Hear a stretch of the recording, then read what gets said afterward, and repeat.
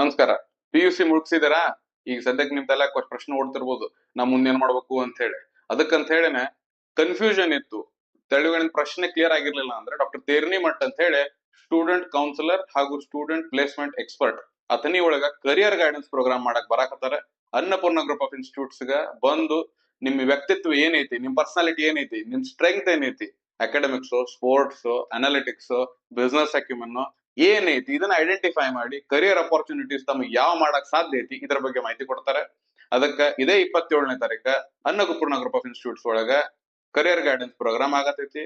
ನೀವು ರಿಜಿಸ್ಟರ್ ಮಾಡಕ್ ಈ ತೆಳಗಿನ ನಂಬರ್ ಫೋನ್ ಮಾಡಬಹುದು, ಅಥವಾ ಈ ಗೂಗಲ್ ಫಾರ್ಮ್ ಅನ್ನು ಫಿಲ್ ಮಾಡಬಹುದು, ಅಥವಾ Pangi hospital Athani bus stand ಮಗ್ಲ ಬಂದ್ ಫಿಸಿಕಲಿ ರಿಜಿಸ್ಟರ್ ಮಾಡಬಹುದು. ಇತರ ದಯಮಾಡಿ ಸದುಪಯೋಗ ತಗೊಳ್ಳಿ. Thank you.